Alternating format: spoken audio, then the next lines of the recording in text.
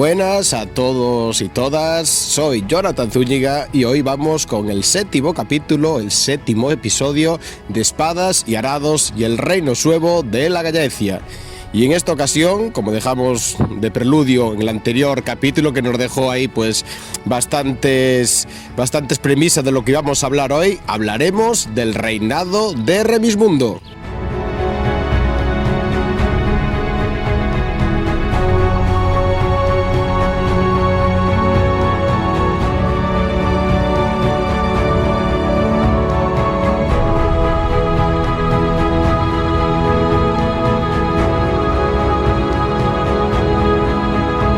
Para empezar a hablar en este nuevo episodio de este rey, intentaremos empezar por su posible origen, que no es nada fácil. Primero mencionar que en la crónica de Idacio aparece tras la muerte de Frantán, si seguís el hilo de los episodios, el primer rey del lado del norte de la Gallaecia, aparece un tal Requimundo.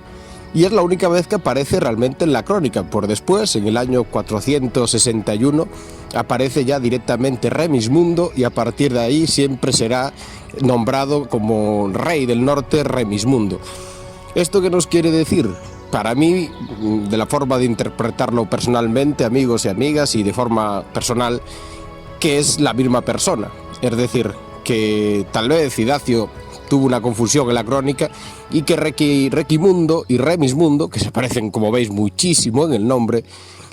al final pues es la misma persona, el mismo personaje. Y así es que uno solo aparece una vez y desaparece de la nada y el otro aparece como si ya fuera mencionado más veces, es decir, como si ya lo hubiera presentado en la crónica. Y esto a mí me da a entender pues eso, que son la misma persona ambos personajes.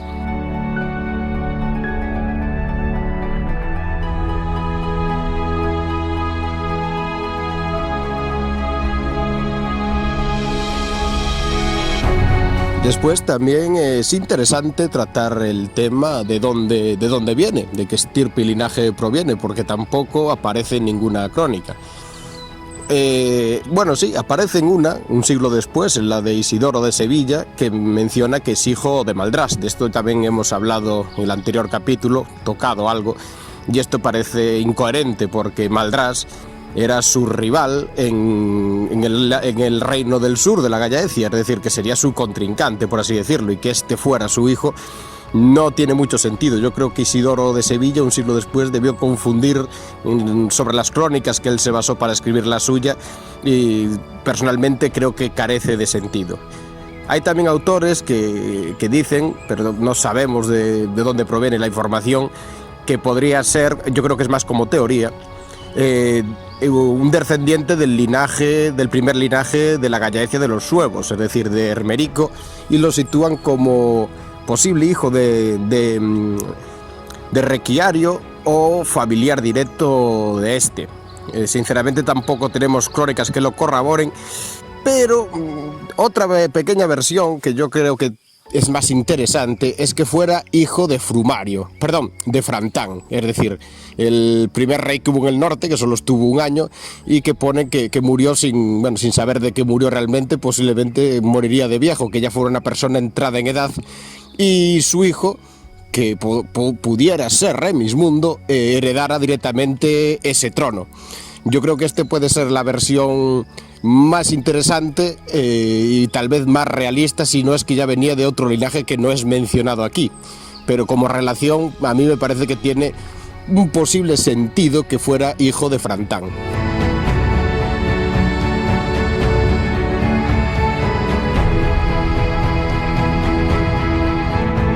Y si repasamos, ahora ya fuera de su origen, el capítulo anterior, en sus inicios, solo como rey en el lado norte, recordemos que tuvo beligerantemente enfrentamientos contra pueblos posiblemente del propio reino dentro del norte, como los auregenses, y también la guerra civil sobre todo contra Frumario, que al final pues acabaría ganando. Pero todo esto gracias a los pactos, a los legados, a los viajes que este hizo a la corte visigoda de Tolosa, al sur de Francia, y sobre todo con el rey Teodorico, que, como veréis en este capítulo solo dedicado a este rey, va a ser como si Remismundo fuera un rey vasallo directamente de él, porque va a mediar muchísimo en los siguientes acontecimientos que hoy os contaremos aquí en Espadas y Arados.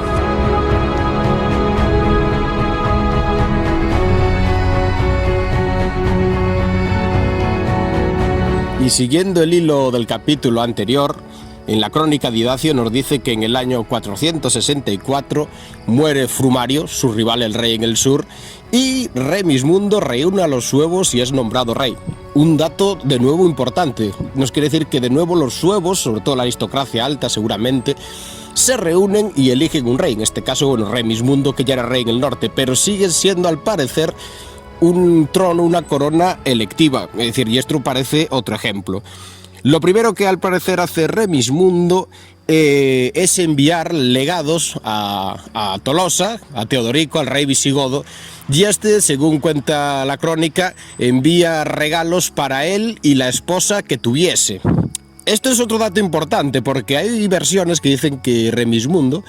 su alianza con Teodorico, en parte se basaba en que estaba casado con una hija de este. Pero aquí por lo menos vemos que en este periodo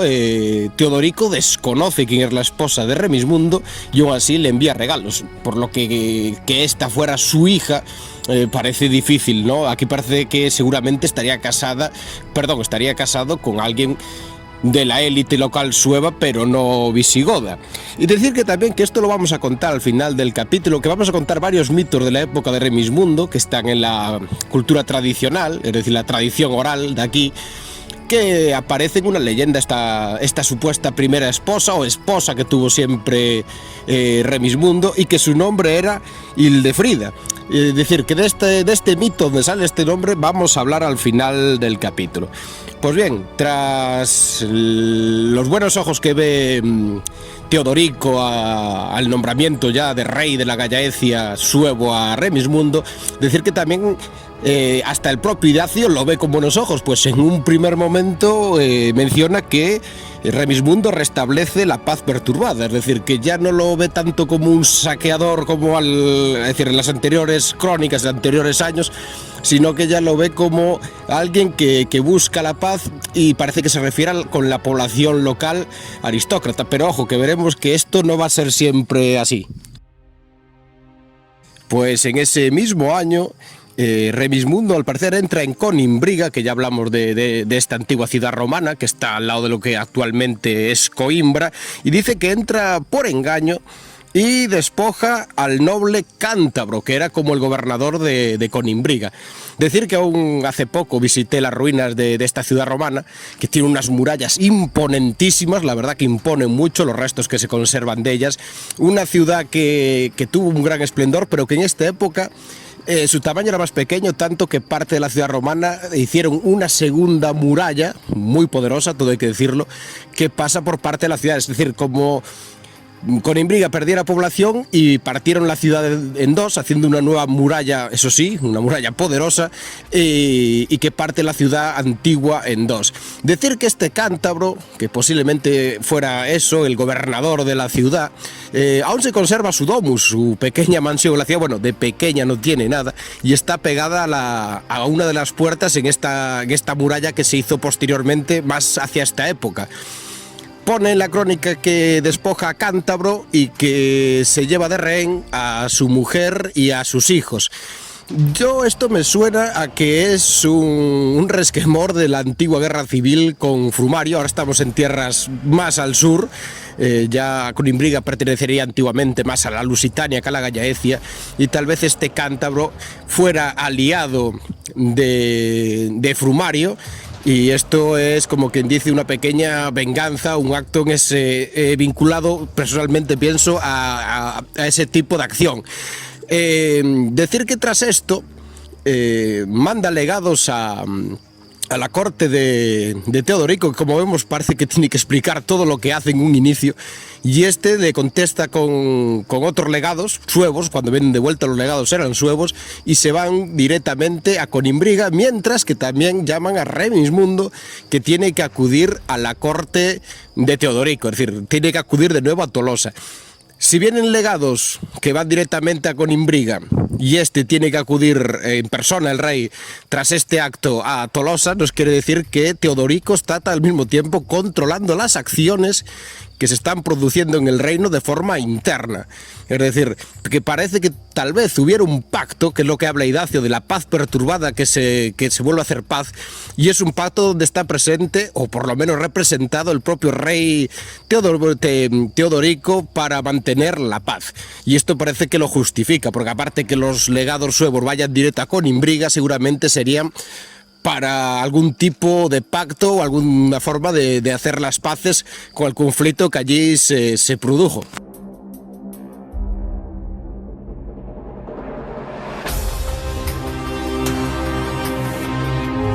Entramos así en el año 465, que Remismundo vuelve, y como veremos parece que no vuelve solo. Un dato interesante es la mención de un misionero arriano. Volvemos a recordar que los visigodos eran cristianos, pero no eran católicos, eran arrianos de la fe del antiguo, por así llamarle, profeta Arrio, y mandan a un misionero importante que es Ayax junto a Remismundo. Al parecer, que esto a Idacio, como entenderéis, le sonará a rayos y truenos, para intentar volver a los suevos y a los galaicos romanos también, por supuesto, a la fe de Arrio, es decir, al arrianismo. Decir que cuando Ayax, este misionero, llega, que se dicen que es de origen gálata, pero que hay que interpretarlo.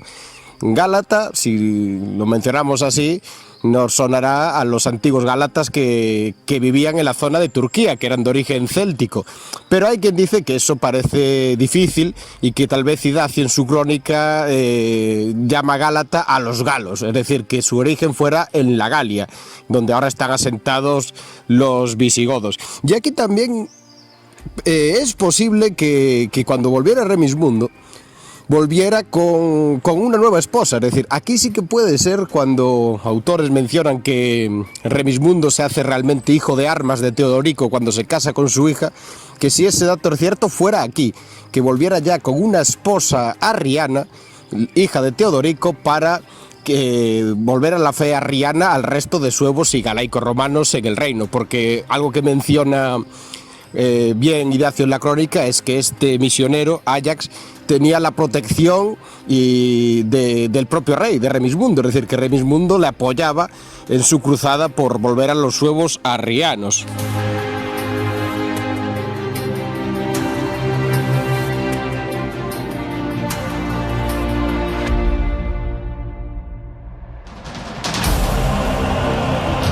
Pero en el contexto de la fe hablaremos un poco más adelante en el capítulo, pues aquí también en este episodio va a pasar algo importante dentro de ese marco. Decir que en ese propio año también estalla un conflicto, que se menciona un pueblo interno de la Gallaecia, que son los aunonenses. Decir que los aunonenses son de la zona, al parecer, de Tui, de la ciudad romana de Tui, que también ya hemos hablado de ella en otros episodios, y que es como si fuera un pueblo nativo, es decir, de estructura aún galaica, que bueno, con el paso ya hablamos en algún capítulo de esto, ¿no? Que seguían ahí manteniendo su organización territorial y demás, que fueron vasallos de Roma. Bueno, pues ahora pasarían, como quien dice, a ser vasallos de la monarquía sueva, y este pueblo se le revela.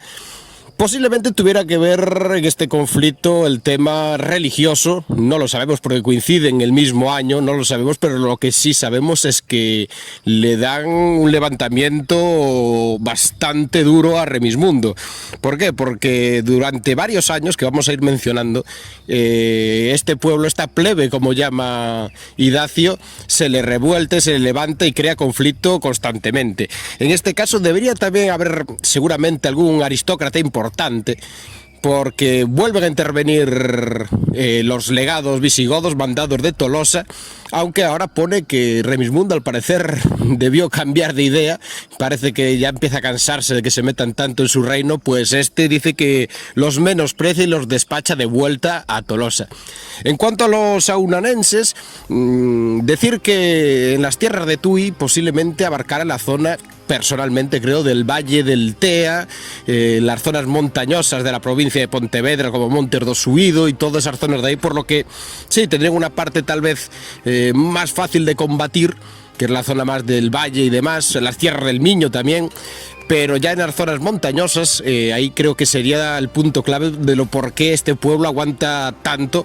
los ataques, por así decirlo, del ejército de Remismundo. Aquí también un pequeño matiz arqueológico, que es en mi pueblo, en Pontareas, en la parroquia de Anguares aparecieron restos de una villa romana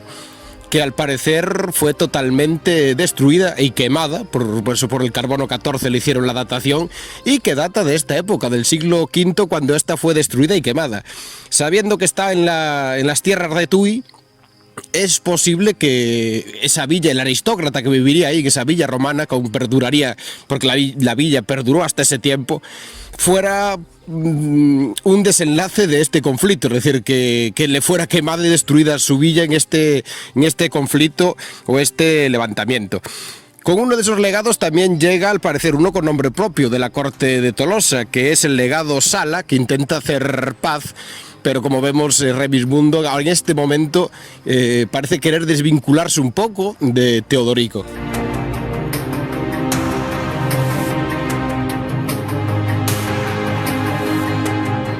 Y menciono a este legado, a Sala, pues a inicios del año 466, cuando vuelve a la corte visigoda, se encuentra a otro rey, a Eurico, que ha asesinado a su hermano, a Teodorico II, y se ha autoproclamado rey. Esto va a ser importante en los siguientes acontecimientos que se van a dar a cabo. Pues de lo primero que hace Eurico es enviar legados, y así llegan nuevos legados a Remismundo, y este los despacha, es decir, no los quiere recibir y los manda de vuelta a Tolosa. Por su parte, este va a enviar embajadores, por ejemplo, llama a Opidio, que no sabemos si sería un general suevo o lo que sería, porque él estaba en tierras de los aunuanenses combatiendo a estos. Es llamado a la corte de Remismundo como legado y envía varias delegaciones, a una de ellas al propio emperador, que aún quedaba en Roma, que es Antemio, otras a los vándalos y otra a los que Idacio llama otros godos, que serían pues los ostrogodos, los hermanos de sangre de los visigodos. Aquí también hay algo, bueno, aparte de que claramente Remismundo rompe ese pacto con los visigodos tras que, por así llamarle, su padre de armas y su gran aliado Teodorico fuera asesinado por su hermano, por Eurico. Hay algo también interesante, que es que Idacio menciona que los legados y embajadores, tanto godos como suevos, que ahora acuden junto a los vándalos, acaban horrorizados de lo que ven de los vándalos y prácticamente huyen del norte de África, que es donde estaban establecidos los vándalos. Y bueno, que esto ya merecería un capítulo aparte hablando de este pueblo, porque si los de aquí saqueaban, pues ya veis de dónde viene el nombre vándalo, ¿no? A lo que derivó la palabra vándalo cuando te refieres a alguien que es un vándalo. Pues bien, también decir que en este año se encrudece la guerra con los anuanenses, es decir, no, esto sigue a más. Vemos que hay un importante cargo suevo allí combatiendo lo que es llamado, que es Opidio. También al final del capítulo voy a hablar de otro mito y de otra leyenda de este conflicto, de otro personaje, Mondrico, que al parecer, como mito, combatió también esta guerra. Y vemos que va a ser un conflicto que le va a dar más de un dolor de cabeza a Remismundo.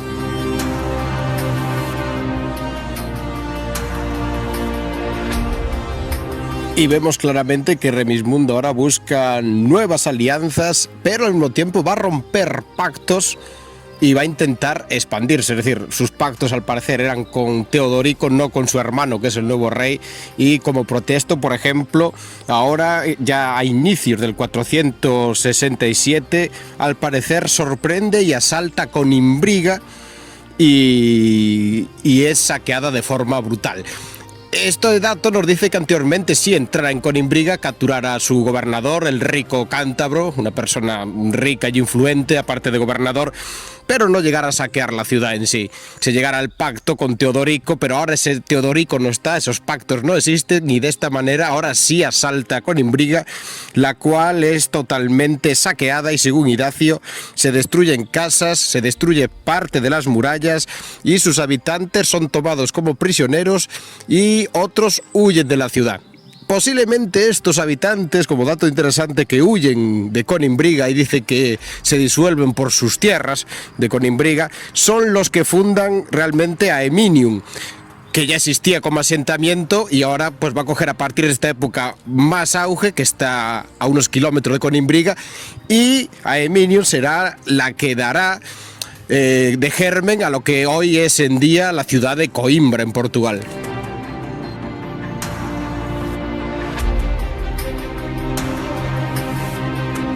Como veis, nada surge así por así, pero esto tampoco va a detener aún a Reimismundo, que va a intentar expandirse. Pues tras Conímbriga se presenta enfrente de la ciudad antigua de Olispo, Lisboa, y allí nos cuentan que es entregada por su gobernador, Luisidio, que tal vez viendo el resultado que tuvo Conímbriga decide entregar la ciudad a Reimismundo. Tenemos otro matiz aquí en la crónica de Idacio interesante, es que nos habla de unos legados que vuelven con unas extrañas profecías que ven por el camino de Tolosa, de la capital visigoda, de la corte más bien dicho, y lo interesante es que no menciona que sean legados suevos, posiblemente fueran legados galaico-romanos, y eso justifica que a finales de ese mismo año, el 467, tropas visigodas entran de nuevo en Hispania y se van hacia la Lusitania. Y dice que en la crónica que sí hay enfrentamientos entre suevos y visigodos, que no se sabe cómo se saldan, y que los visigodos depredan de forma igual que los suevos y saquean con crueldad las mismas tierras de la Lusitania. Es decir, se encuentran los dos ejércitos, aparte dice que saquean por igual tanto a suevos como a hispanos, es decir, hispanos romanos. A mí me da a entender que se encuentran ambos ejércitos, bueno, hay escaramuzas y demás, pero que finalmente, como quien dice, ambos ejércitos llegan como una especie de pacto, pero ahora parece que vamos a tener otro dato interesante, es que los visigodos a partir de ahora no se van, no vuelven tanto para las Galias, están empezando a quedarse en Hispania. Y un ejemplo es que tras saquear en esas tierras de la Lusitania se dirigen a las fronteras de la Gallaecia Oriental, hacia la Asturiensis, es decir, hacia las tierras de Astorga, y empiezan a saquear también esas tierras. Mientras tanto, ahora Reimismundo va a tener una buena noticia, porque también parece que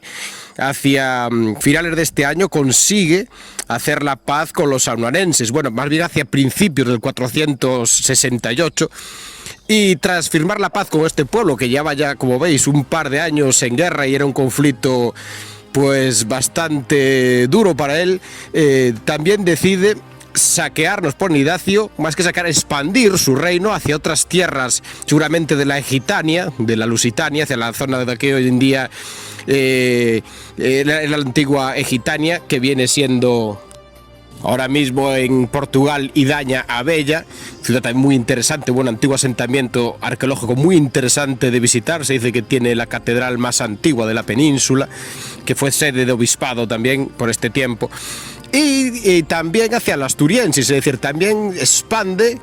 con pequeñas acciones el reino hacia el lado de Astorga, seguramente Asturias, hacia Palencia, hacia esas tierras que curiosamente están siendo también saqueadas por los visigodos, pero no se mencionan estos conflictos, en estas expansiones, que se lleguen a beligerantemente enfrentar suevos y visigodos, por lo que seguramente lo que pasó después de la toma de Lisboa por Reimismundo y la llegada de los visigodos fue un pacto, seguramente. Todo da a entender eso, porque ahora están muy cerca ambas tropas y parece que se marginan unas de otras.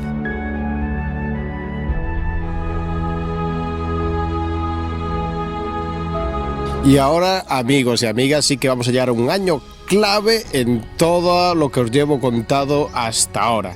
Pues en el año 469 muere el cronista que teníamos más datos hasta este momento. Muere Idacio da Limia o de Chaves y deja este mundo. Decir que algunos autores ponen que también en este año muere Reimismundo, pero realmente no tenemos ni una prueba de ello, porque Simplemente como Idacio deja de escribir, se acaban aquí las crónicas, vamos a entrar en un periodo oscuro donde prácticamente no hay nada, no sabemos ni los reyes que reinan. Tampoco podemos decir que muere Remismundo, simplemente se acaba se muere la persona que estaba aportando toda la información prácticamente en este momento. Lo último que sabemos de Remismundo por Idacio es que manda a la corte del emperador, es decir, a Italia, a Lucidio, que era, si recordáis, el gobernador de Lisboa que entrega la ciudad al rey Remismundo. También este dato seguramente nos dice que Lisboa seguiría bajo control del reino suevo, y lo envía a las cortes a la corte del emperador con otros legados, y ahí no sabemos nada más de Remismundo. Hay algún anote que dice que posiblemente, que esto no se sabe, para decir, esto sí que es totalmente hipotético, que pueda haber alguna mención de que hacia el año 480 aún reinara Remismundo. Esto no lo sabemos, pero sí que podemos decir de que Remismundo cuando menos no se muere en el año 469, simplemente se acaba la crónica. Y la crónica de Idacio acaba con una profecía que, bueno, si leéis su crónica veréis que hacia el final de su vida ya era una persona mayor, en torno a 70 años, para aquella época ya era un anciano. Cada vez mete más profecías sacadas del Apocalipsis de la Biblia, por lo que se ve que su luz, su vela se está apagando, y él piensa que realmente es el Apocalipsis, es el fin del mundo. Nos habla de extrañas apariciones en su última crónica en el río Miño, que realmente sería el río Sil, en la zona del Cañón del Sil, al que él llama curiosamente río Miño, la aparición de unos extraños peces. Es decir, todo, si lo leéis, lleva a entender de que para él el mundo se acaba. Y como dijimos al principio de estos capítulos, de estos episodios, no se acababa el mundo, se acababa el fin de un periodo y el comienzo de otro. A esto añadirle de que, claro, Idacio llega a Ajax, el misionero arriano, que ahora los suevos, o por lo menos el rey, la alta aristocracia, se vuelven arrianos, y él, como ferviente católico, pues claramente influirá en esa visión apocalíptica de su mundo, y sobre todo de la propia Gallaecia.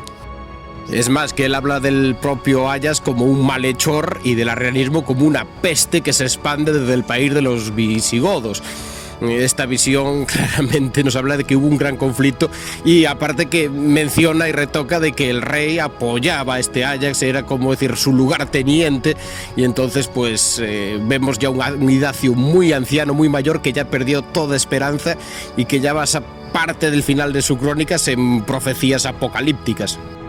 Y más cuando nos habla que el propio Ajax, su misión es combatir directamente a la fe católica, a la Santa Trinidad y a todo lo que representa el catolicismo cristiano. Por lo demás, vemos al final de su crónica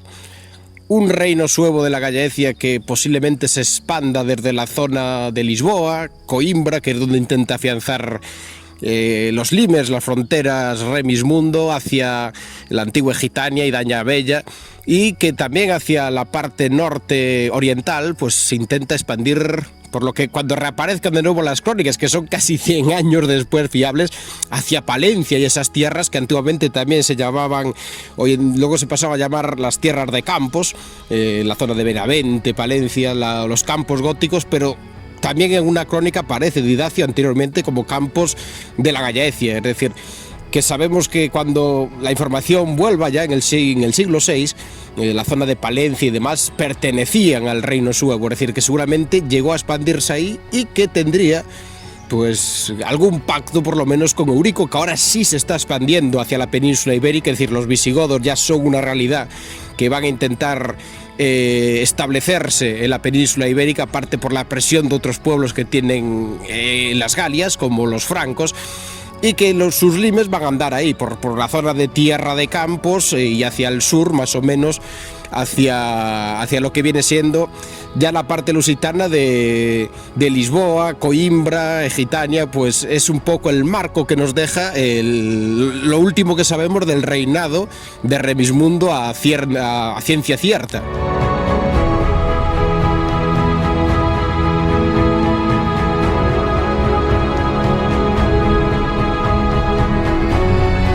Y para para rematar este episodio, vamos a lo que os conté al inicio, que hay varios mitos, varias leyendas populares que nos hablan de acontecimientos que tuvieron lugar en el reinado de Remismundo.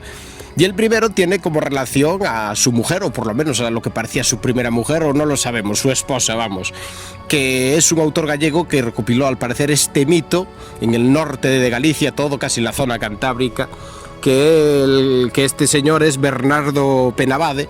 que nos habla de que allí geográficamente existe una sierra, una zona montañosa que se llama a Serra Faladoira, es decir, la sierra que habla, por así traducirlo, y que se encuentra entre la zona de Ortigueira, que está, bueno, la ría de Ortigueira en el mar del norte gallego, y la zona interior de Aspontes, una zona que hoy en día está plagada de eólicos, aunque tiene un paisaje y todo espectacular sobre la zona costera. Sabemos que Remismundo estuvo combatiendo allí, en la zona norte de la Lucense, de la zona de Lugo, y de ahí posiblemente parte esta leyenda que dicen que es el origen de ese nombre de esa sierra, Serra Faladoira. Pues decían que la mujer de Remismundo, que era Gildefrida, le fuera infiel. Y estando en aquellas tierras con su mujer, entonces decide de forma cruel enterrarla hasta la cabeza y dejarla allí para que se muriera. Y al parecer, esta mujer, su esposa, no para de hablar durante varios días o varias noches hasta que se muere allí sola, enterrada hasta la cabeza, y eso daría lugar al nombre de la sierra, la Serra da Faladoira, es decir, la sierra de la que habla, por así traducirlo.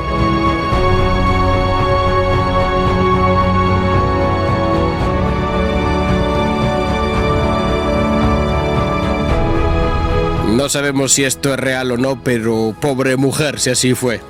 Y el otro mito es aquí en mi tierra, es decir, la zona sur de Pontevedra, en el Valle del Teas, y tiene que ver con esas revueltas o esa guerra contra los aunonenses. Pues aquí aparece un personaje, que su mito lo recogió un autor local, Pérez Lavaca, que tiene un libro y todo de Mondariz, y dice que ese personaje se llamaba Mondrico, y da lugar a lo que hoy en día es el ayuntamiento y la villa de Mondariz, famosa por sus aguas termales y su agua mineral, que es muy conocida, las aguas de Mondariz. Pues bien, pues cuentan que en un conflicto, el aunuanensis, supuestamente, de Braga, llega un joven noble suevo, que se llamaba Mondrico, aquí combate varios años, después se va a la aventura un par de años por las tierras de la Gallaecia. Bueno, como vemos en el reinado de Remismundo, en su corte hubo muchas aventuras, y aparte menciona que estuvo en la corte de Remismundo, y después vuelve a estas tierras. Como veis, el conflicto anuanense, que recordamos, pues duró varios años, seguramente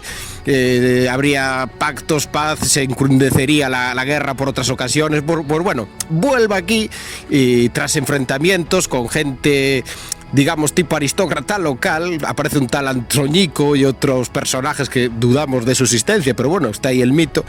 Se casa aquí con una mujer local llamada Sabaxana y funda sus tierras. Dicen que desde el antiguo castro de Troña tira una piedra, no a mano claramente, sino tipo con una onda o algo, y donde cae esa piedra, pues varias leguas alrededor serían sus tierras. Y ahí se instala en el lugar que hoy llaman Castromao, o al parecer eso dice el mito, y de ahí nace una estirpe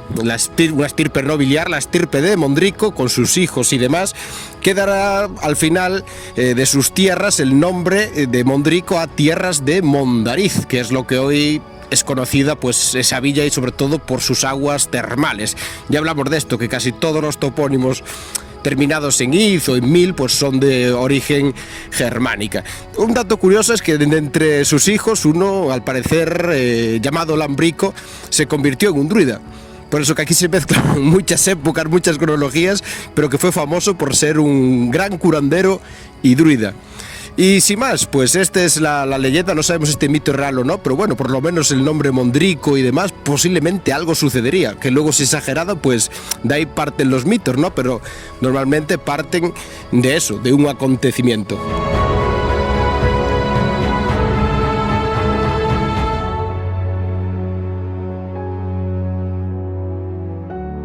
Y así llegamos al final de este 7º capítulo sobre el reinado de Remismundo, y otra anécdota que se me escapaba de la tradición popular oral. También hay otra leyenda que dicen que Remismundo fue coronado rey en el Pico Sacro, un monte también de leyenda relacionado con el apóstol Santiago y entre otros mitos, que está muy cerca de Santiago de Compostela y que por su forma picuda que destaca en el paisaje, que es una zona más bien tipo llanura, decían que los suevos aparte creían que era el monte más alto de la Gallaecia. Esto es una pequeña anécdota, también la dejo ahí, ya que hoy tenemos bastantes mitos de este rey.